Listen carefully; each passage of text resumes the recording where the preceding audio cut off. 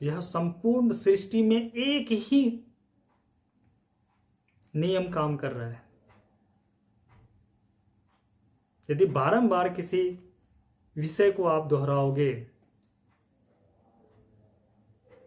तो वह मजबूत होता है, उसका एक फाइल बन जाता है। तो वह प्रकृति में भी यही गुण धर्म काम किए जा रहा है और हमारे भीतर इस डिवाइस में भी वैसे ही काम हो रहा है।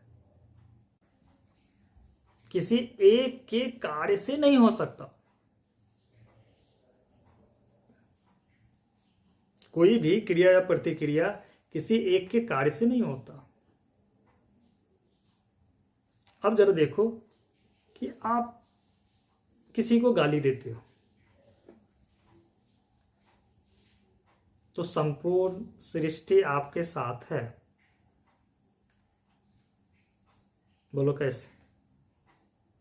जब गाली दे रहे हो तो आप इस देह का प्रयोग कर रहे हो और इस देह को बनाए रखने के लिए सारे देवी देवता जिम्मेवार है। प्राणदेव अग्नि है, वायु है, जल है, पृथ्वी है, आकाश है, सभी देव, स्वयं आत्मदेव भी है, आदि शक्ति भी है। ये संपूर्ण सृष्टि भी व्याप्त, तभी आप एक शब्द कह पाए या उच्चारण कर पाए।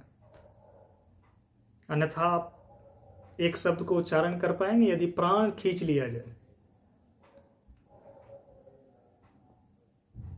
संभव है? नहीं। अग्नि देव आपसे बाहर निकल जाए, संभव है आप गाली दे पाओगे? नहीं। तो प्रत्येक कर्म के पूर्व इन सारे संपूर्ण सृष्टि का कार्य होता है।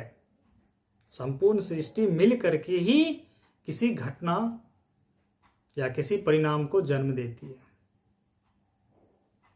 तो आपका संस्कार जो बन रहा है वह भी संपूर्ण सृष्टि के कार्य के कारण सब मिलकर के कार्य कर रहे हैं, इसीलिए आप कुछ कर पा रहे हैं। इसीलिए मैंने कहा था खंड खंड होकर के मत देखना। किसी की कोई हत्या भी हो रही है तो संपूर्ण सृष्टि जिम्मेवार है, आपके ईश्वर तक जिम्मेवार है, आपके सारे देवी देवता जिम्मेवार। चाहे आप पाप करो या पुण्य करो, किसी को दान दो या चोरी करो, दोनों में आपके देवी देवता शामिल हैं, आपके ईश्वर भी शामिल है। इसीलिए मैंने क्या कहा कि ईश्वर और यह जगत, प्रकृति और काल ब्रह्म को आपके किसी कर्म से कोई लेना देना नहीं है। आपके किसी कर्मों में ना तो वो हाँ कहेगा ना तो वो ना कहेगा,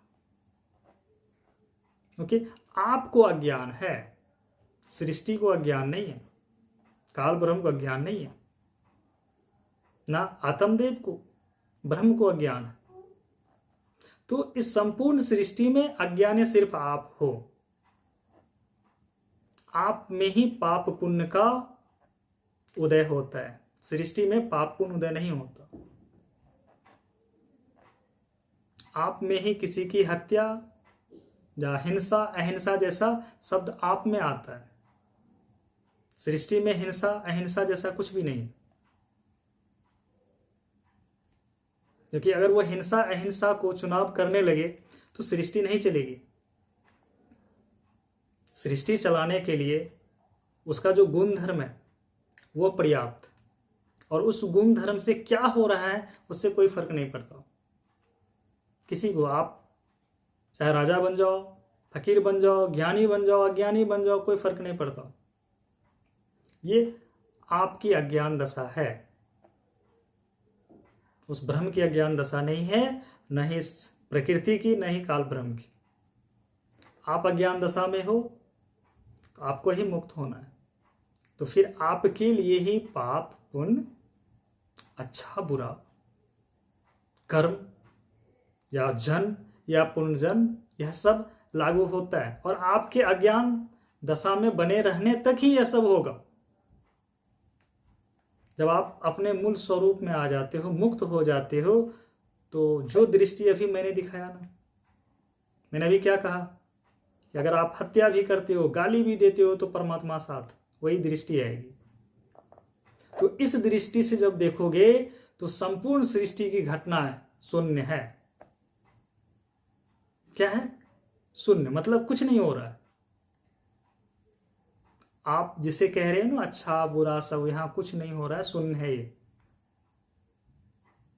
अगर यहां कुछ ऐसा होता तो परमात्मा नहीं देख सकते थे, देवी देवता नहीं देख सकते। जैसे इसको एग्जाम्पल में समझिए, आप स्वप्न देखते हो, स्वप्न में आप ही स्थित होते हो। स्वप्न में यदि आपका मर्डर हो जाए या आपने ही किसी को मार दिया,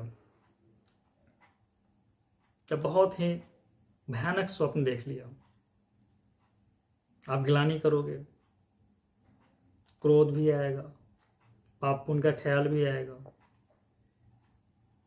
जैसे ही स्वप्न से बाहर होते हो, क्या जानते हो? शून्य, कुछ नहीं। ऐसे ही दृष्टि आत्मज्ञानी की होती है। वह इस जगत को शून्य जानता है, स्वप्न जानता है।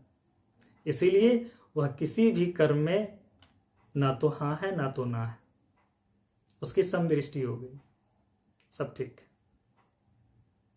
यदि उसे लड़ना भी पड़े, वो लड़ेंगे, ऐसी बात नहीं है कि वो नहीं लड़ेंगे, वो लड़ेंगे भी। भगवान श्री कृष्ण को लड़ना पड़ रहा है, वो लड़ रहे हैं, वो भागेंगे नहीं। उनको ज्ञात है कि यहां कोई मर नहीं रहा, किसी की मृत्यु नहीं होगी, उसे सब मालूम है। यह सब नाटक है, यह सब लीला है, यह खेल है, यह सब शून्य है, शून्य का ही सब कुछ चल रहा है। तो जिस ज्ञानी पुरुष की दृष्टि में जगत शून्य है, वही इस जगत को भी मुक्त जानता है, स्वयं को भी मुक्त जानता है, अपने सारे कर्मों को भी मुक्त जानता है। उसने देख लिया, मैं भी मुक्त हूं, मेरे भीतर के सारे देवी देवता मुक्त है, बाहर के सृष्टि के सारे देवी देवता मुक्त है, काल ब्रह्म स्वयं मुक्त है, पर ब्रह्म स्वयं मुक्त, यानी कि यहां सब मुक्त है। जब सब मुक्त है तो फिर ये क्या है? स्वप्न। और यथार्थ रूप में जो स्वप्न का दृष्टा है, जो साक्षी है, उसे कोई छूता नहीं। जैसे आप स्वप्न से बाहर होने के बाद स्वप्न आपको छुआ नहीं था, स्वप्न का कांटा आपको नहीं करा था, स्वप्न में जिसकी हत्या हुई आपकी हत्या नहीं हुई थी।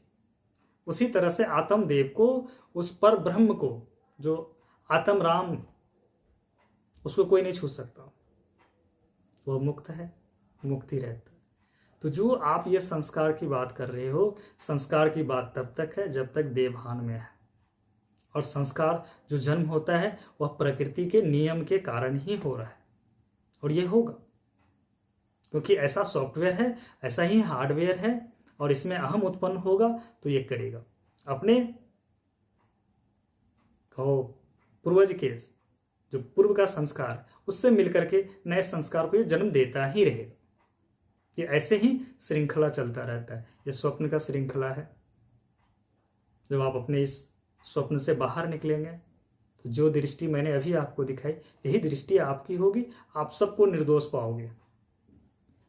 कोई यहां दोषी नहीं है, कोई यहां पापी नहीं है, सब मुक्त। बस अहम भाव के कारण अज्ञान दशा में वो पाप पुण्य सब तरह की बातें कर रहा है, और इससे ज्यादा कुछ नहीं कर सकता। वो मुक्त हो जाइए, ये सारा चीज मिट जाएगा। सारा ये कथन है, जो प्रश्न है, सब धुल जाएगा, कहीं नहीं बचता। ये अज्ञान दशा तक में ही ये बना हुआ है, बना रहेगा। अपने मूल स्वरूप में लौट जाइए, सब मिट जाएगा।